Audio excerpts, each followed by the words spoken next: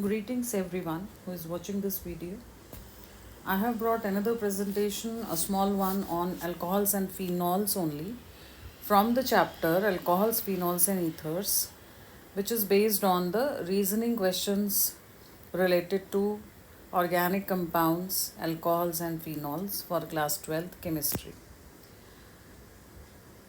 It includes the most commonly asked questions, the most important ones from the chapter for these two classes of compounds. So let's discuss them one by one. First question is, why propanol has higher boiling point than butane? Propanol is an alcohol. Propanol, CH3, CH2, I'm considering propane 1-ol, CH2OH and butane. So you have CH3, CH2, CH2, CH3 and butane I'm considering. Generally, if you take these two classes of compounds, then you can see in alkane there is no polarity. It's only a pure hydrocarbon. But in case of alcohol, there is this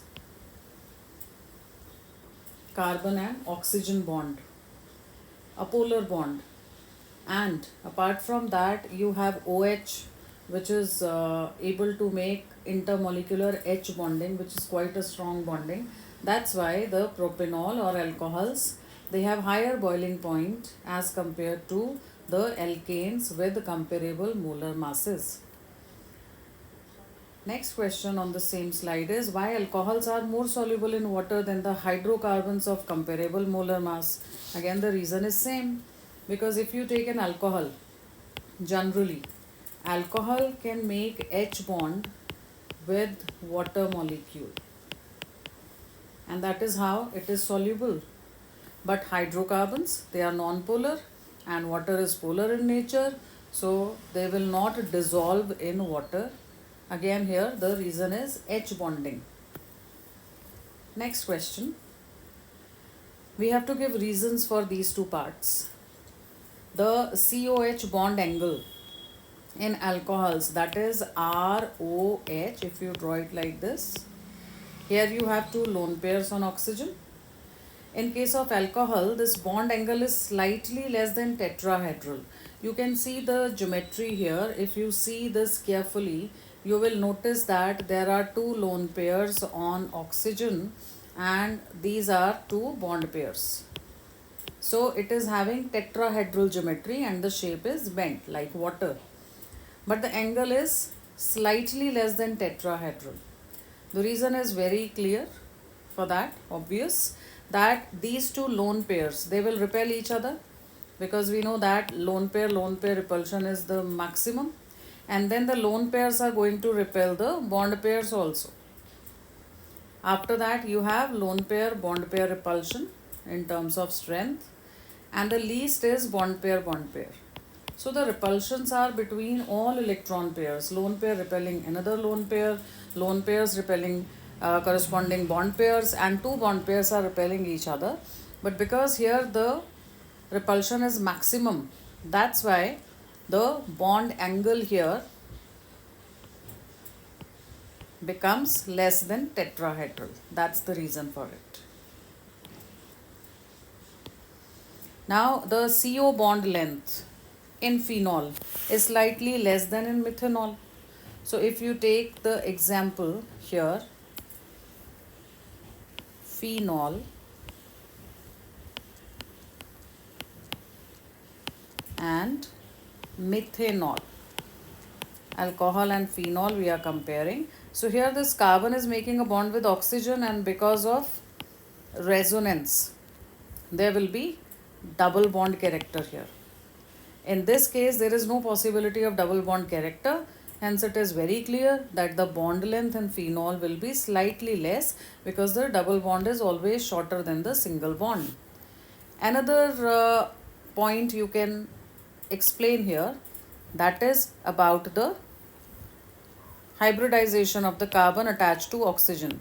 sp2 hybridized, and here it is sp3 hybridized. Now, if the S character is more, In case of sp2, the s character is more as compared to sp3. Because of that, this carbon holds the shared pair of electron tightly, and because of that, more strength of the bond, you can say here, the bond length decreases. So there are basically 2 points which are explaining this reason for this. The next is identify the steam volatile isomer in a mixture of ortho and para nitrophenol. So in this particular question, we will first take the two isomers, ortho and para nitrophenol. You have a mixture of it, right? If you carry out nitration of phenol using dilute nitric acid, then you get these two products. Now out of them, in case of this ortho isomer, you can see that OH and NO2, they are very close to each other. They are placed very close to each other. So because of that, there is possibility that they can make intramolecular H bonding. Oxygen of NO2 can make intramolecular H bonding with this hydrogen. And in this case, para isomer, the oxygen here cannot make H bonding with hydrogen of this OH because they are far off. They are far away from each other. But this can make H bonding with the oxygen of NO2 of another molecule of its own kind. Here the oxygen can make H bonding with the OH, the hydrogen which is attached to oxygen of another molecule of its own kind. So we call that intermolecular H bond here, and in this case it is intramolecular H bond. Because of this intramolecular H bond, which is within the same molecule, this whole entity can boil, can convert to vapors at lower temperature because you don't need to break the H bond present here. That's why we say that the steam volatile isomer in a mixture of ortho and para is the ortho isomer because it has intramolecular H bonding. Intramolecular H bonding, that is within the same molecule. But in case of para, there is intermolecular. So unless all the intermolecular H bonds break, it cannot convert to the gaseous form. That's why. Next is compare acidic strength of ethanol and phenol. Quite interesting. You have ethanol and you have phenol. I always say that whenever you have to explain the acidic strength, you should always remove H plus first. That you say that in case this loses H plus, what is it going to convert to? If that particular entity that you are getting is stable, then it is acidic. It will be ready to lose H plus. This is one way of explaining it. You can explain it without breaking OH bond also on the basis of electron density and oxygen. But this is a better way according to me.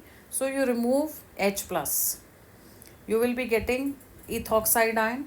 Remove H plus. You will be getting phenoxide ion. Now phenoxide ion is clearly resonance stabilized. You can show the resonating structures like this. Because the phenoxide ion is resonance stabilized, it will be ready to form quickly and it can easily lose H plus ion. So that's why the acidic strength of phenols is more than alcohols. Now, if you compare alcohols with water, then it comes to our mind that water will not be having acidic strength. But again, you have to apply the same concept. Take water, HOH, and take alcohol, ROH. Take both of them, right? Remove H plus.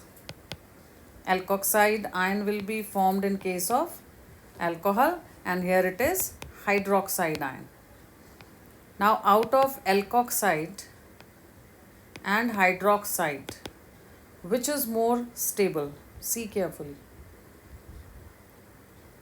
What do you think? If this is coming in your mind that This is more stable. Why? Because here you have only hydrogen, but in this case you have R, which is electron donating group, and there is already a negative charge. So this R group will destabilize the alkoxide ion more, because there is already more electron density. It is also ready to shift electrons towards it. Then you are thinking absolutely on the correct lines that यहाँ पे जो alkoxide है, it is less stable than hydroxide. That is why alcohols are weaker acids than water. So, surprisingly, water is a stronger acid than alcohol. Next question is, why orthonitrophenol is more acidic than orthomethoxyphenol? Both the structures are here in front of you. अब आप देखिए यहाँ पे phenol, remove this, make phenoxide ion, remove H plus, make phenoxide ion. Now you already have electron density, यहाँ पे पहले electron ज़्यादा है oxygen पे, and there is a group which is electron withdrawing in nature. In the other case, electron density is here and there is a group which is electron donating in nature. तो इसमें से if there is electron withdrawing group, it will stabilize the phenoxide ion. Hence, this is more acidic. Acidic strength I am writing here. Orthonitrophenol is more acidic. क्यों? क्योंकि उसका phenoxide ion stabilize हो जाता है because of electron withdrawing NO2 group. But in the other compound, there is a group which is electron donating. Already electron density ज़्यादा है and it is also electron donating. So stability will never come in this phenoxide ion. इसीलिए the orthonitrophenol is more acidic than orthomethoxyphenol. यही question आपसे अलग language में भी पूछ सकते हैं. They can talk to you in terms of pKa values. If you remember, Ka is directly proportional to the strength of the acid and pKa is inversely proportional to the strength of the acid. So the question will be, why orthonitrophenol has, if it is more acidic, it will have lower pKa value. So why orthonitrophenol has lower pKa value than orthomethoxyphenol? Reason will be same. So this can be converted to a assertion reason type of question. Any point from the reasoning question gives very good assertion reasoning questions for practice. Okay. So you should be very clear with the concept, the idea, the reason. उसके बाद आपको किसी भी form में question पूछें, you will be able to answer. Next is carboxylic acids are reduced to corresponding primary alcohols in excellent yield. Carboxylic acids are reduced to corresponding alcohol. जितने carbon आपके यहाँ पे होंगे उतने ही कार्बन का अल्कोहल बन जाएगा. And the yield is excellent when you take a particular reducing agent called lithium aluminium hydride. But still you will find कि पहले वो इसको convert करेंगे in ester और फिर ester का reduction करेंगे taking a catalyst, hydrogen and a catalyst. Now what is the reason for that? I'll take you back. Yeah. Catalyst की presence में. Catalytic hydrogenation. The question is, carboxylic acids are reduced to corresponding primary alcohols in excellent yield. मतलब अच्छी quantity बनती है product की. But still this alternate route of reduction via esters is preferred. Why? And this question is related to this particular reducing agent. कि reducing agent बहुत strong है, excellent है, बहुत अच्छी quantity में आपको बना के ये देगा, but still large scale पे this is not used. The reason is this is very costly. If it is very costly, then I can use it for smaller, the smaller quantities may be used just for the experimental purpose. लेकिन अगर large scale पे बनाना है तो economically भी देखना पड़ेगा. So in that case, alternate route is preferred जहाँ पे ये आराम से बन जाए. And when you carry out the reaction, this reduction, आपको यहाँ पे वापस ROH मिलेगा which you used here, so that may be reused, so it becomes more economical. That is the reason that this is a very costly reducing agent. So this particular question pertains to reasoning related to this reducing agents. Next is, what is the order of acidity of primary, secondary and tertiary alcohols? Explain, giving reasons. You can see primary, secondary and tertiary alcohol. अब फिर acidic strength की बात हो रही है, सो हम ये हटा लेते हैं. Alkoxide ion, alkoxide ion, alkoxide ion. अब आपके according which alkoxide ion is the most stable? The alkoxide ion which is the most stable, you can see तीनों में ही R ग्रुप है. यहाँ पे 1 है, यहाँ पे 2 हैं, यहाँ पे 3 है. And already there is negative charge, excess of electrons on oxygen. So this will be the most stable. क्यों?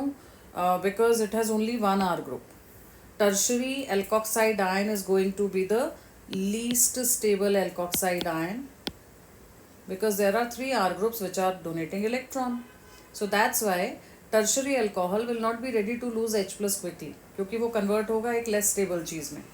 But यहाँ पे if you see, if you compare with these two, this is the most stable alkoxide ion. So that is why primary alcohols have maximum acidic strength, then secondary, and the least is tertiary. A very interesting question, that halogenation of phenol, as you can see the reaction here, I am talking about this reaction. Okay, halogenation of phenol in the presence of solvents of low polarity like CS2 and CHCl3. This particular reaction, CS2 or chloroform, they have low polarity. CS2 is non-polar. Then you get monobromo products. Mono is 1. एक bromine आ जाएगा ortho और para पे in different compounds. But if you are having polar solvent, जैसे कि water, then you are getting a tribromo product. 3 bromines on the same benzene at both ortho and 1 para position. 2,4,6 tribromophenol. What is the reason for that? The reason is that if you take phenol, in phenol you have oxygen with 2 lone pairs, and the oxygen having 2 lone pairs makes this OH group electron donating in nature. Whenever you have an electron donating group attached to benzene, उसको बोलते हैं activating group for benzene. Why? Because it will bring negative charge at 3 positions in the resonating structure. अलग अलग structure में ये वाली position पे negative charge आएगा. And when this is dissociating into Br plus and Br minus, electrophilic substitution reaction है ये. So this Br will be attaching to the ortho and para position, Br plus. ठीक है, this is the reaction. अब यहाँ पे we were taking H2O, but in the other case we are taking non-polar solvent like CS2. Whatever Br2 is breaking into Br plus and Br minus is breaking only in under the influence of this OH, which is electron donating group. तो ये क्या हो जाता है? Activating group for benzene. वो benzene को activate करेगा electrophile attract करने के लिए, and the electrophile generation, whatever generation is taking place, is under the influence of this. So the quantity of Br plus formed will be less, क्योंकि solvent तो help ही नहीं कर रहा उसमें. तो ज़्यादा possibility है कि आपको monobromo product मिलेंगे. But here water is also polar, so water is also helping Br2 to break into Br plus and Br minus. उसके साथ साथ phenol का OH का influence तो है ही है. That gives rise to more quantity of Br plus, and that is why tri substitution is possible. So these are a few reasoning questions which are generally asked related to alcohols and phenols. Abhi next time for ethers I am going to make a different presentation जिसमें सिर्फ ether की reasoning होगी. एकदम अलग अलग नहीं कर सकते, because somewhere they are related to alcohols and phenols. तो कंपैरिजन तो आएगा ही आएगा if you talk about bond angle, bond length, this and that. In this presentation, I tried to keep it only to alcohols and phenols. I hope the presentation will help you. Thank you.